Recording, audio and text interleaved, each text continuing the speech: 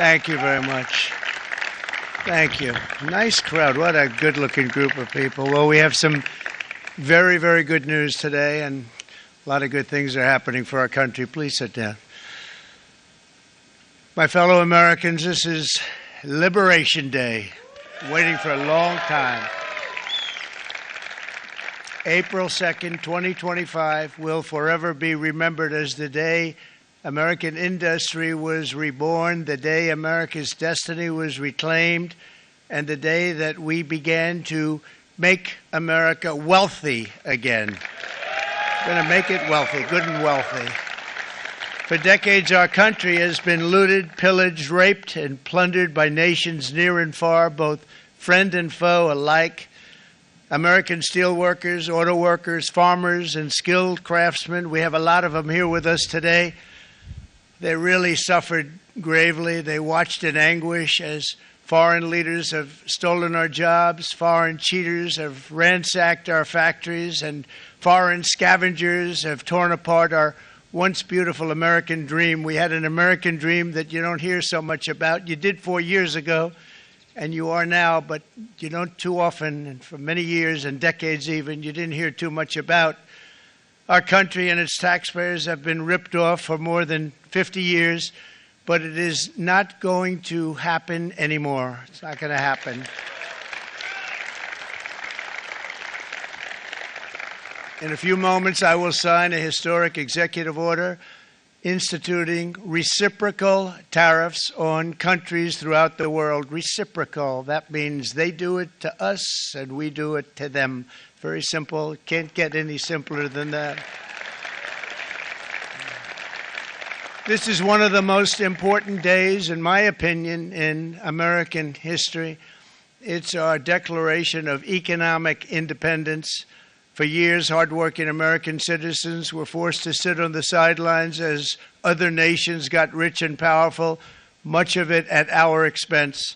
But now it's our turn to prosper, and in so doing, use trillions and trillions of dollars to reduce our taxes and pay down our national debt, and it'll all happen very quickly.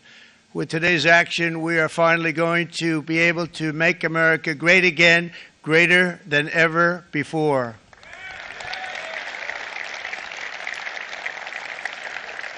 Jobs and factories will come roaring back into our country, and you see it happening already. We will supercharge our domestic industrial base. We will pry open foreign markets and break down foreign trade barriers. And ultimately, more production at home will mean stronger competition and lower prices for consumers. This will be indeed the golden age of America. It's coming back, and we're going to come back very strongly. We're pleased to be joined on this momentous occasion by Vice President J.D. Vance. J.D., thank you. Thank you. Thank you very much. Where are you, J.D.? No, that wasn't too hard to find. I was looking, he likes to take a low-key attitude, so it'd usually be sitting right in front. He's gaining a lot of confidence, Mike, isn't he? And nearly my entire cabinet is here, as well as Speaker Mike Johnson, who's done an amazing job. And with the great success we had last night in Florida, we have a majority of 7. And 7's like a lot when we had it at 1, right? You've done a fantastic job. And many of the members of the House and Senate are with us. Senators, Congressmen, thank you all for being with us. We appreciate it. For decades, the United States slashed our trade barriers on other countries, while those nations placed massive tariffs on our products and created outrageous non-monetary barriers to decimate our industries. And in many cases, the non-monetary barriers were worse than the monetary ones. They manipulated their currencies, subsidized their exports, stole our intellectual property, imposed exorbitant VAT taxes to disadvantage our products, adopted unfair rules and technical standards, and created filthy pollution havens. They were absolutely filthy, but they always came to us and they said, we're violating, we should pay for it. It's all detailed in a very big report by the U.S. Trade Representative on Foreign Trade Barriers, and I'll just hold it up for you. It's available, and you don't have to pay too much. As I understand it, you'll pay nothing. It's a lot of work for something, actually, because it's a special book. It's frankly, it's very upsetting when you read it, when you see what people have been doing to us for 30 years. This all happened with no response from the United States of America, none whatsoever. But those days are over. Let me offer just a few examples of the vicious attacks our workers have faced for so many years. The United States charges other countries only a 2.4 tariff on motorcycles. Meanwhile, Thailand and others are charging much higher prices, like 60%. India charges 70%. Vietnam charges 75%, and others are even higher than that. Likewise, until today, the United States has for decades charged a 2.5 tariff. Think of that, 2.5% on foreign-made automobiles. The European Union charges us more than 10% tariffs, and they have 20% VATs, much, much higher. India charges 70%, and perhaps worst of all are the non-monetary restrictions imposed by South Korea, Japan, and very many other nations. As a result of these colossal trade barriers, 81% of the cars in South Korea are made in South Korea. 94% of the cars in Japan are made in Japan. Toyota sells 1 million foreign-made automobiles into the United States, and General Motors sells almost none. Ford sells very little. None of our companies are allowed to go into other countries. And I say that, friend and foe, and in many cases the friend is worse than the foe in terms of trade. But such horrendous imbalances have devastated our industrial base and put our national security at risk. I don't blame these other countries at all for this calamity. I blame former presidents and past leaders who weren't doing their job. They let it happen, and they let it happen to an extent that nobody can even believe. That's why, effective at midnight, we will impose a 25% tariff on all foreign-made automobiles.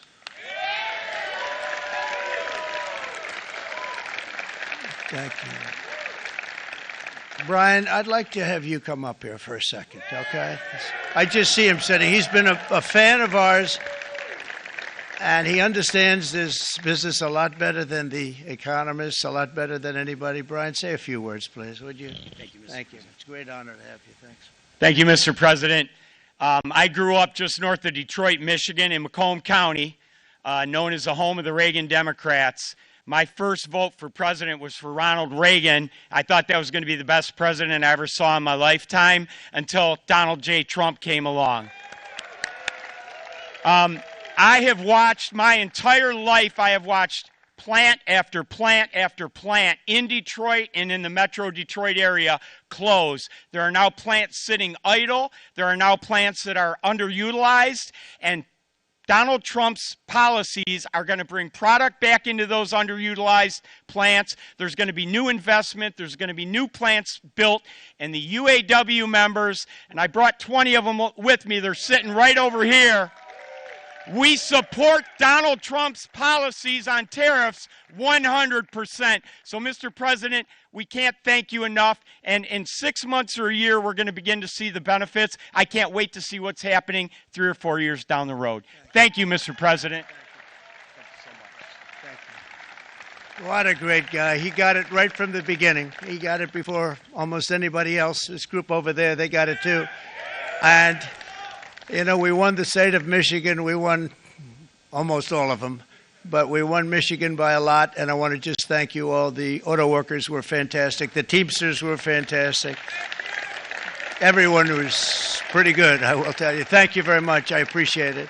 You're going to be very happy very soon, and you probably see what's happening with all of the, not only car companies, but car companies in particular. You see it with all of the ones they're moving, they're announcing day in, day out. You're seeing it.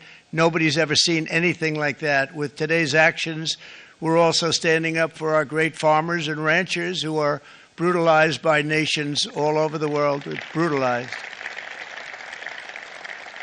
Canada, by the way, imposes a 250 to 300% tariff on many of our dairy products. They do the first can of milk. They do the first little carton of milk at a very low price, but after that it gets bad, and then it gets up to 275, 300%. So when they're figuring what's Canada charging, they say, oh, about 2%, 3%. But take a look at what happens down the road. When you look a little bit, it's not a pretty picture, and we don't like it, and it's not fair. It's not fair to our farmers. It's not fair to our country. And with countries like Canada, we subsidize a lot of countries and keep them going and keep them in business. In the case of Mexico, it's $300 billion a year. In the case of Canada, it's close to $200 billion a year. And I say, why are we doing this? Why are we doing this? I mean, at what point do we say you got to work for yourselves, and this is why we have the big deficits. This is why we have that amount of debt that's been placed on our heads over the last number of years, and we're really not taking it anymore. Through non-tariff barriers, the European Union bans imports of most American poultry. You understand? They say, we want to send you our cars, we want to send you everything, but we're not going to take anything that you have. Australia bans, and they're wonderful people and wonderful everything, but they ban American beef, yet we imported $3 billion of Australian beef from them just last year alone. They won't take any of our beef. They don't want it because they don't want it to affect their farmers. And you know what? I don't blame them, but we're doing the same thing right now, starting about midnight tonight, I would say. And China charges American rice farmers an overquota, it's called, a tariff rate of 65%. South Korea charges 50%. Actually, they charge different, from 50% to 513%. And Japan, our friend, charges us 700%. But that's because they don't want us selling rice and other things. Who can blame them, Madam Secretary? Agriculture, great job you did on eggs, by the way. The egg prices came down 50%. You got them down 50%. Once we got involved, they were going through the sky. The egg prices, they were going through the sky, and you did a fantastic job. Now we have lots of eggs, and they're much cheaper, down about 59% now, and they're going down further. We charge 2.8% for so many things that other countries are charging 200%, 300%, and 400% for. If imposing tariffs and protective barriers made nations poor, then every country on earth would be racing to eliminate these policies, and China would be the first on line. They run a very strong country, but they're not first in line, and the American people are paying a very big price. From 1789 to 1913, we were a tariff-backed nation, and the United States was proportionately the wealthiest it has ever been. So wealthy, in fact, that in the 1880s, they established a commission to decide what they were going to do with the vast sums of money they were collecting. We were collecting so much money so fast, we didn't know what to do with it. Isn't that a nice problem to have? What do you think, Marco? Good problem? Marco would love that problem. But we don't have that problem anymore, but we're not going to have it very much longer, I will tell you. But they collected so much money, they actually formed a commission to determine what they were going to do with the money, who they were going to give it to, and how much. Then in 1913, for reasons unknown to mankind, they established the income tax so that citizens, rather than foreign countries, would start paying the money necessary to run our government. Then in 1929, it all came to a very abrupt end with the Great Depression, and it would have never happened if they had stayed with the tariff policy. It would have been a much different story. They tried to bring back tariffs to save our country, but it was gone. It was gone. It was too late. Nothing could have been done. It took years and years to get out of that depression, far longer than even FDR had that office right over there for a long period of time. The ramp system, that's rather intricate, was built because of him, and every time you walk up, you think of him, and he did a great job in many ways, but it lasted long beyond his terms, as you know. But it's not too late any longer, and we're going to start being smart, and we're going to start being very wealthy again. We're going to be wealthy as a country because they've taken so much of our wealth away from us. We're not going to let that happen.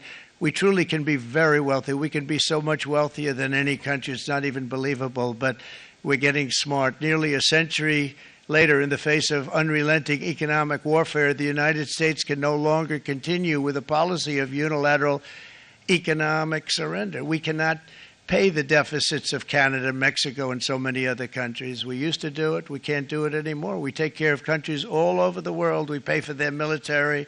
We pay for everything they have to pay. And then when you want to cut back a little bit, they get upset that you're not taking care of them any longer. But we have to take care of our people, and we're going to take care of our people first. And I'm sorry to say that.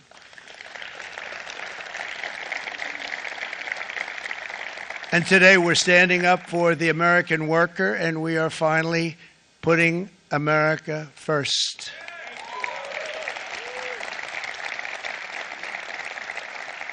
In Sleepy Joe Biden's last year in office, the United States hemorrhaged 100,000 manufacturing jobs, and the number was going through the roof at levels never seen before. And our trade deficit reached a record $1.2 trillion, which is unheard of. Since the beginning of NAFTA, the worst trade deal ever made, it was a horror show.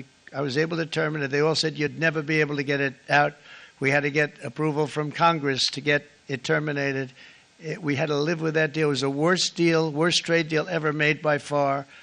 But since the very beginning of NAFTA, our country lost 90,000 factories. Think of what that is, 90,000. Think about putting a map up and putting tax on it. You wouldn't have enough room. 90,000. I said, is that possible? We had it checked 4 different times, and it was actually somewhat higher than that. And 5 million manufacturing jobs were lost while racking up trade deficits of $19 trillion. That was the worst trade deal ever made. As a result of these gigantic losses, foreign nations now own $26 trillion more of American assets than think of this, than the Americans own of their own foreign assets or other foreign assets. The United States can no longer produce enough antibiotics to treat our sick. We have a tremendous problem. We have to go to foreign countries to treat our sick. If anything ever happened from a war standpoint, we wouldn't be able to do it. We import virtually all of our computers, phones, televisions, and electronics. We used to dominate the field, and now we import it all from different countries. A single shipyard in China now produces more ships every year than all of the American shipyards combined. Think of that. And it was a business that we used to dominate. We used to dominate it totally. In short, chronic trade deficits are no longer merely an economic problem. They're a national emergency that threatens our security and our very way of life. It's a very great threat to our country. And for these reasons, starting tomorrow, the United States will implement reciprocal tariffs on other nations. It's been a long time since we even thought of that. We used to think about it a lot. We didn't think about it for many decades, and you see what's happened. For nations that treat us badly, we will calculate the combined rate of all their tariffs, non-monetary barriers, and other forms of cheating. And because we are being very kind, we're kind people, very kind. You're not so kind when you got ripped off with your salaries. My auto worker friends and my Teamster friends and all of the unions that typically voted Democrat, they're not voting Democrat anymore because worker, whether union or non-worker, they're for the Republicans now. That's what happened. But we will charge them approximately half of what they are and have been charging us. So the tariffs will be not a full reciprocal. I could have done that, yes, but it would have been tough for a lot of countries who didn't want to do that. I'd like to see the chart if you have it. Could you bring it up, Howard? This is our great Secretary of Commerce, Howard Lutnick. Thanks, Howard. So if you look at that, China, first row, China, 67%. That's tariffs charged to the USA, including currency manipulation and trade barriers. So 67%, I think you can, for the most part, see it. Those with good eyes, with bad eyes. We didn't want to bring, it's very windy out here. We didn't want to bring out the big charts because it had no chance of standing. Fortunately, we came armed with a little smaller chart. So it's 67%, so we're going to be charging a discounted reciprocal tariff of 34%. I think In other words, they charge us, we charge them less. So how can anybody be upset? They will be, because we never charge anybody anything. But now we're going to charge. European Union, they're very tough, very, very tough traders. You think of European Union, very friendly. They rip us off. It's so sad to see. It's so pathetic. 39%, we're going to charge them 20%, so we're charging them essentially half. Vietnam, great negotiators, great people. They like me, I like them. The problem is they charge us 90%.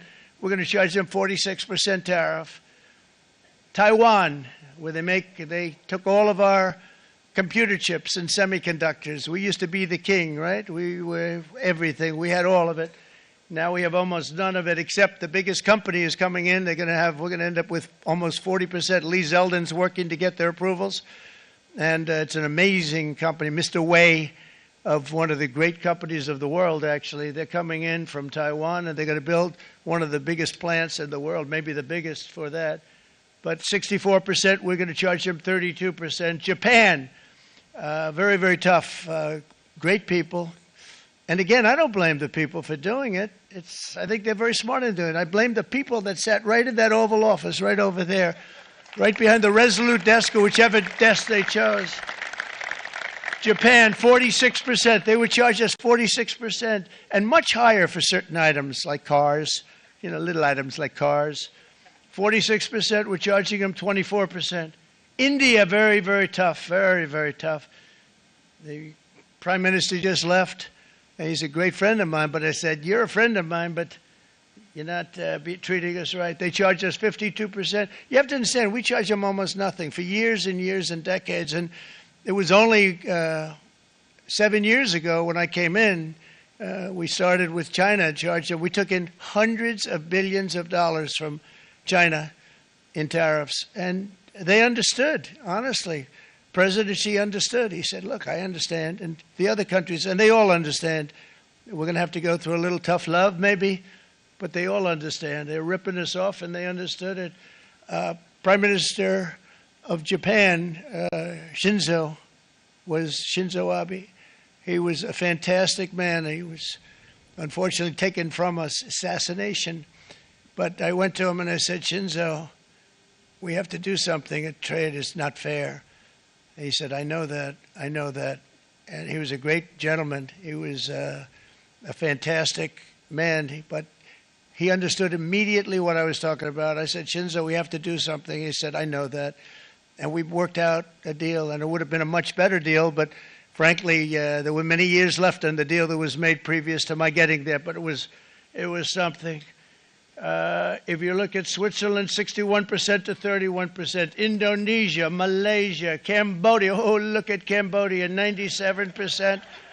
We're going to bring it down to 49. They made a fortune with the United States of America. United Kingdom, 10%, and we'll go 10%. So we'll do the same thing. South Africa, 60%, 30%, and they've got some bad things going on in South Africa. We're paying them billions of dollars, and we cut the funding because a lot of bad things are happening in South Africa. The fake news ought to be looking at it. They don't want to report it.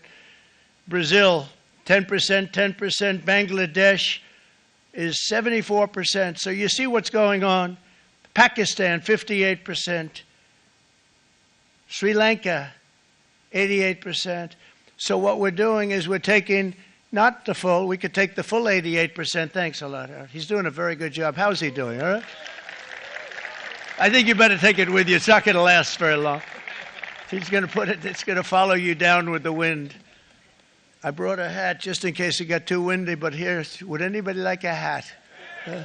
I'm not giving it to a cabinet. I'm giving it to the auto workers. Come here.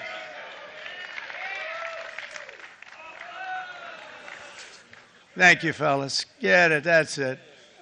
That's it. They deserve it more than our cabinet. Our cabinet has plenty of hats. But you see the numbers. The numbers are so disproportionate. They're so unfair. At the same time, we will establish a minimum baseline tariff of 10%. You notice that on the chart. And that'll be on other countries to help rebuild our economy and to prevent cheating. So we're going to have a minimum of cheating, and we're going to be very severe on the people that at the gate that watch the tariffs and watch the product coming in, because there's been a lot of bad things happening at the gate because the money is so enormous that you're talking about. There's never been probably anything like it in terms of the enormity, and there are a lot of bad things happen at the people that do the check-in, and they're looking at 10-year jail sentences if they do play. We're going to treat them so good, but if they cheat, the repercussions are going to be extremely strong. Foreign nations will finally be asked to pay for the privilege of access to our market, the biggest market in the world. We're right now the biggest market in the world. We had a great country 4 years ago in terms of the economics. We were doubling up on China. We were doing so well. Nobody was going to catch us, but so much of it slipped away over the last 4 years under Biden. I campaigned on this policy throughout last year, and today that promise was made, and it was also a promise, as you know, that was kept. Promises made, promises kept. To any company that objects to our common sense reciprocal tariffs, again, reciprocal, back and forth, back and forth. And I call this kind reciprocal. This is not full reciprocal. This is kind reciprocal. But what we do is we cut it in half. We charge them. My answer is very simple if they complain. If you want your tariff rate to be zero, then you build your product right here in America, because there is no tariff if you build your plant, your product in America. And we've seen companies coming in like we've never seen before. Likewise to all of the foreign presidents, prime ministers, kings, queens, ambassadors, and everyone else who will soon be calling to ask for exemptions from these tariffs. I say, terminate your own tariffs, drop your barriers, don't manipulate your currencies. They manipulate their currencies like nobody can even believe, which is a bad, bad thing and very devastating to us. And start buying tens of billions of dollars of American goods. Tariffs give our country protection against those that would do us economic harm. And many people were looking to do us economic harm. Maybe not so obviously, but they were doing tremendous economic harm. But even more importantly, they will give us growth. These tariffs are going to give us growth like you haven't seen before. And it'll be something very special to watch. I am so looking forward. And Brian, it's going to happen even faster than you said. You know, you might say, but it's already started. It's already started. Work's already begun on plants all around the country. And you see that as before. These are big, rich companies. We have $61 billion started on a big plant going up. It's going to be announced over the next 2 days, and they already started work. Many of these the biggest companies in the world, they've committed to build, build, build. We're going to build, build, build, sir. And they came here to see me, and wanted to know if they could have a press conference. I do as many as I can. I'm pretty busy trying to stop Russia and Ukraine and the Middle East. We got to stop that. We got to stop the Houthis, which we're making tremendous. They like shooting ships down and out of the water, sinking ships. They get a kick out of it, but they're not getting such a kick out of it now, are they, Mr. Secretary? They're not getting such a kick out of that now. But here are just a short list of some of the companies that have already announced and committed to investment. And this is a company that built its factories and its plants in China.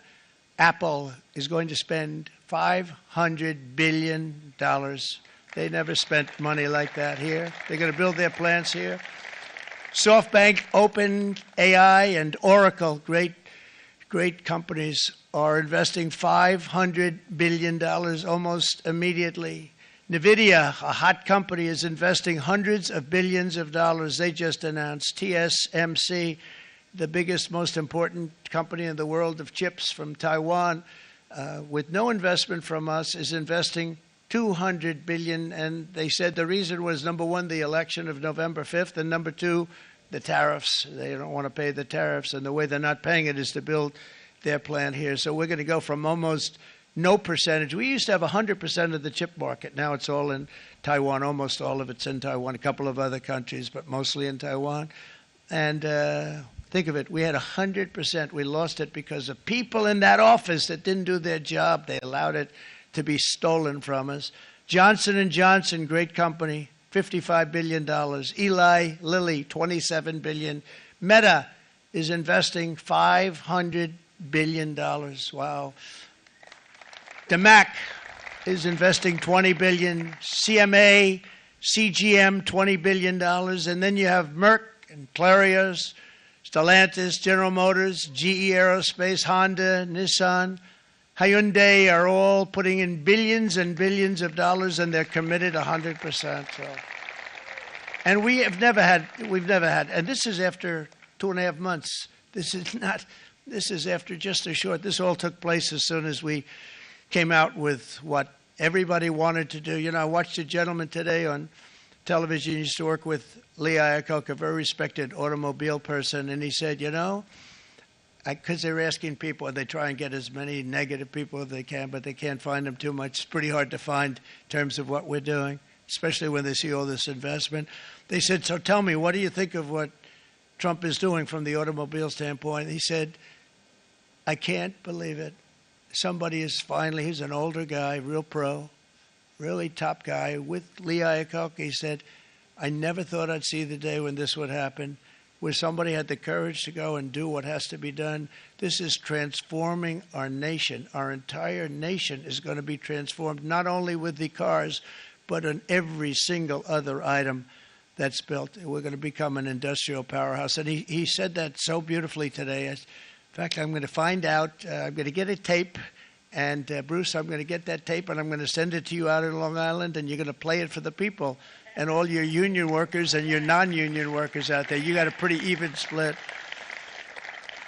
But we have, so far, it looks like we're going to have about $6 trillion of investments, and you wouldn't do that in years in this country over the last number of years. $6 trillion, and that's going to be much higher by the end of the year.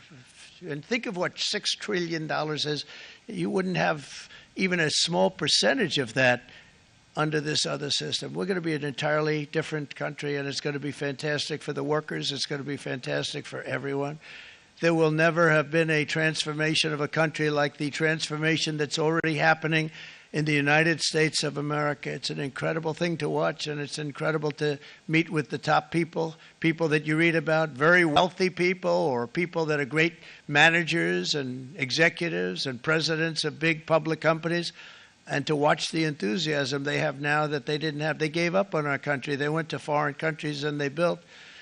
Companies are pouring into our country at levels never seen before, with jobs and money to follow, and it's really beautiful. In the coming days, there will be complaints from the globalists and the outsourcers and special interests and the fake news. Always, the fake news will always complain. But never forget, every prediction our opponents made about trade for the last 30 years has been proven totally wrong. They were wrong about NAFTA. They were wrong about China. They were wrong about the Trans-Pacific Partnership, which would have been a disaster if I didn't terminate it. If I didn't terminate that, United Auto Workers, you would have had no jobs in this country. You would have had no jobs. It was all going to other countries. In my first term, they said tariffs would crash the economy. Instead, we built the greatest economy in the history of the world. And again, I have great respect for President Xi of China, great respect for China, but they were taking tremendous advantage of us, and I commend them for that. I say, hey, if you can get away with it, that's okay. But, you know, they understand exactly what's happening, and they probably, most of them are saying it's about time they did something, but and they're going to fight, and they're going to fight fair. Everyone's going to fight. You know, it's like, I say to the leaders, look, you got to take care of your country, but we have to start taking care of our country now. We can't do what we've been doing for the last 50 years. From the day of my election, the stock market went up in my first term 88%, with NASDAQ going up 155%, more than any president has ever had in any term in office, by far.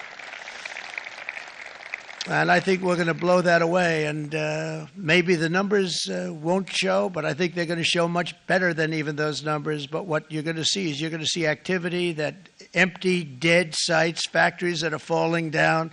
Those factories will be knocked down, and they're going to have brand new factories built in their place. They're not only talking about renovating, they're talking about brand new, the best anywhere in the world, the biggest anywhere in the world. I have a friend who builds car plants, and I said, I want to see the biggest and the best. He said, well, we have to go to Mexico. I said, no, I want to see it in the United States. He said, we're not building them in there. This is a year and a half ago during the campaign. He said, we're not building it. You'd have to go to Mexico. When I was starting to decide to run, and I went to number one in the polls very rapidly, I want to say, like let's say in the first hour, and then shortly thereafter, it looked like I was going to win, and the fake news was saying, "Oh no, don't do this." What they don't know is if I didn't win, they would have really been in trouble, because nobody wants to read them anyway. But I tell you what, when it looked like I was going to win, I announced that I was going to be doing exactly what we're talking about today. Great consistency, actually, because I've been talking about it for 40 years. But because I saw what was happening 40 years ago. If you look at my old speeches when I was young, very handsome, my old speeches, and that people would say I'd be on a television show, I'd be talking about how we were being ripped off by these countries. I mean, nothing changes very much. The only thing that changed were the countries, but nothing really changes. But it's why it's such an honor. It's such an honor to be finally able to do this. If you look at China, I took in hundreds of billions of dollars in my term, hundreds of billions. They never paid 10 cents to any other president, and yet they paid hundreds of billions, so much so that Biden couldn't do anything. They wanted to try and terminate it because he had a very special relationship with China. You know what the relationship was? He had a special relationship. But the numbers were so big, that they couldn't do it. So they did ease it up. They did things that they shouldn't have done. They made it a lot more comfortable for them, but they couldn't do it because the numbers were hundreds of billions of dollars, and I did that. And we were on our way to doing something like incredible. And then we had a very bad election happen, a very bad election. A lot of bad things happened. So when I said we got to do it again, I said we have to make it too big to rig. And we made it too big to rig, and we won in records, and it was a monumental win. And it was such an honor to see so many of you, like Brian and your friends, here with us to celebrate, and to more importantly celebrate what we're doing, because that wouldn't be a full celebration if we didn't do this, because this will be an entirely different country in a short period of time. It'll be something the whole world will be talking about it. The critics made the very tired predictions earlier this year, but in February, core inflation dropped to the lowest rate in 4 years, and the price of eggs, as you know, just in a month and a half, we were there for 4 weeks, and the first week I got blamed for eggs. I said, I just got here. They said eggs have gone up at like 250% and you can't get eggs, and they were going crazy, and I said, I just got here. And then we got to work on eggs, and we got to work on everything, and our great Secretary of Agriculture, you did a fantastic job, Brooke Rollins, she did a fantastic job. And as I said before, the price of eggs dropped now 59%, and they're going down more, and the availability is fantastic. They were saying that for Easter, please don't use eggs. Could you use plastic eggs? I said, we don't want to do that. We want to, and you really came through. It's an amazing job. Thank you very much, Brooke. You did great. But likewise, an old-fashioned term that we use, groceries. I used it in the campaign. It's such an old-fashioned term, but a beautiful term, groceries. It sort of says a bag with different things in it. Groceries went through the roof, and I campaigned on that. I talked about the word groceries for a lot, and energy costs now are down. Groceries are down. Gasoline is way under $3, and people are beginning to be able to buy things and live again. We brought prices way down. We created 10,000 already in a few weeks, new manufacturing jobs. And it was that took place in 1 month, numbers that they haven't seen in a long time. We had virtually no inflation under my term. We had virtually no inflation for 4 years, but after transitioning over to Sleepy Joe, it went from almost non-existent to the highest in the history of our country. They had the highest inflation in the history of our country, brought up by energy and bad spending and bad policy, and a lot of bad things happened. How about allowing millions and millions and millions of people to pour into our country with open borders, where it's so sad to see even now And I see our great secretary you have done. Stand up, please, Christy. Stand up. Christy Nome. And Tom Homan. These people are doing a great job, but gotten them out in records. We have problems with judges that don't want them to go out. They want Tren de Aragua, and they want MS-13, the most vicious gangs ever. Nobody's ever seen anything like it. Absolute killer gangs. They kill people. They don't even think about it. And we put them out, and we have judges now, radical left judges that they don't want them to go out. They want them to even be brought back. Let's bring them back. You've done a fantastic job, and please thank everybody. Homeland Security, thank everybody. Appreciate it. And we now have a border that's the best border that we've ever had, even better than it was my first term. My first term we did good, but this one we really specialized in. We've done really well. And we had records then. We had the best, safest border. 4 years ago, we had the best border there ever was. And now we have, you've actually matched it and done even better. And we're going to get it down the right way. And we want people, by the way, to come into our country, but we want to come in through a legal process. We want them to come in legally. We need more people. We need people to run these plants and to help the auto workers and the Teamsters and the non-union people and everybody else. But we need people and the farmers. And we're going to let people come in, but they want to come in. We want them to come in legally. They have to have the capability of loving our country, not people that hate our country. We don't want them in our country. And now we're going to pass the largest tax cuts in American history, and that's where we're relying on Mike and John Thune. And we will not cut Social Security, Medicare, or Medicaid benefits, and the Democrats will, because if they got in, the entire economy would collapse. This country was heading for a collapse under the people that you saw. They were horrible. I think one of the reasons people like the job, I have my highest approval ratings because I think they're comparing me to the worst administration in the history of our country. So I appreciate that at least. But Speaker of the House, Mike Johnson, and Senate Majority Leader, appreciate it, Mike. John Thune have been fantastic, by the way. But they've been working tirelessly on taking the next step to pass the plan for our one big, beautiful bill. I'd like to name it that if you can. One big, I made that statement about 6 months ago, and everybody calls it one big, beautiful bill. And it will be that. It'll have everything, the big tax cuts and every incentive there is. And it'll be fantastic. And by the way, for the cars, we're asking for an interest deduction on a loan. So if you build the car, only in America we do it, Brian. If the car's not built in America, you don't get the interest rate deduction. But if you build the car in America, if you buy a car, if it's built in America, then you get an interest rate deduction, tax deduction, and that's a big thing. That's going to be a big thing. I think that's going to pay for itself very quickly, that deduction. Never happened. We've never had anything like that before. Somebody said, where do you get the idea? Because it's so basic. You would think that would have happened a long time ago. It never did, and I'm very happy it didn't because now I can say that was my idea.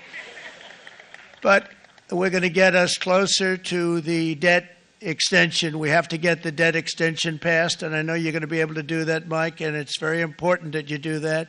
And all of the other things that the Senate budget plan gives us, along with working, because I know they're working together, John and Mike, and the two bills are going very well together. We need to get our shared priorities done, including certain permanent tax cuts. We want the tax cuts to be permanent, spending cuts, energy and historic investments in defense, border, and so much more. We're covering everything. These will be phenomenal. There'll be no bill like this going to straighten. One bill is going to straighten out our country for many, many years to come. And we said, let's just do it and let's get it done. And some guys will love it and some guys will like it a little bit less because they're not getting what they were exactly looking for, but they're getting a lot. They'll never, if we get this done, it'll be the most incredible bill ever passed in the history of our Congress and Senate and congressmen, the senators and the congressmen, many of whom are here today, will be very proud of themselves. I really believe that. It's going to set us on a whole new prosperous path. We're going to cut spending and right-size the budget back to where it should be. We're going to do that very strongly. Thank you, Rick. Thank you. John, thank you. Oh, look at all of our senators over there. Oh, boy. That's a nice group of people. But I won't like them so much if they don't get this bill done. That's a great group. And Congressman, thank you very much. I appreciate it. Tremendous people. The Senate plan is my complete and total support, and the House plan likewise is very similar. They're moving along pretty much at the same clip, and as soon as you're ready, you'll show it to me, and I'm sure it'll have my support, Mike. Every Republican congressman and senator must unify. We have to unify. We can't be separated. We have to get it done. We have to get absolutely everything we can, and we have to take care of the American people. That's the only thing that matters. We have to take care of the American people first. We need to pass this bill immediately, get it done, including debt extension. From this day on, we're not going to let anyone tell us that American workers and families cannot have the future that they deserve. We're going to produce the cars and ships, chips, airplanes, minerals, and medicines that we need right here in America. The pharmaceutical companies are going to become roaring back. They're coming roaring back. They're all coming back to our country, because if they don't, they got a big tax to pay. And if they do, I'll be very happy, and you're going to be very happy, and you're going to be very safe. We're going to build our future with American hands, with American heart, American steel, and we're going to build it with American pride like we used to. We're approaching our 100th day as president, and have been given credit by a lot of people, actually, even some of the fake news. Can you believe it? Which in this case hopefully isn't fake, for having done more in that time than any other administration in the history of our country in the first 100 days. I think we've had an amazing, in terms of what we've done, what we've gotten accomplished. I'd like to see if we can get that war ended and another war from not starting in the Middle East. We have to get Russia. They're losing 2,000 on average, 2,500 people a day, young people, soldiers, Russian. Think of that. 2,500 through some days, but on average, probably over about a 1 week period, it's 2,712, they say. They're losing those soldiers. They're dying. They're being decimated. And they're not from our country, but they're from other countries. But they're human beings. They're from Russia. They're from Ukraine in this period, most of them.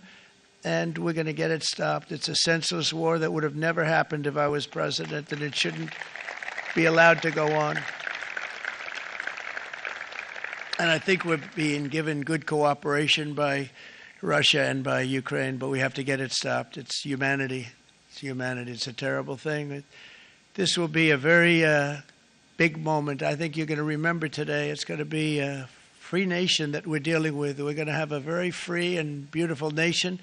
It's going to be Liberation Day in America, and it's going to be a day that hopefully you're going to look back in years to come and you're going to say, you know, he was right. This has turned out to be one of the most important days in the history of our country.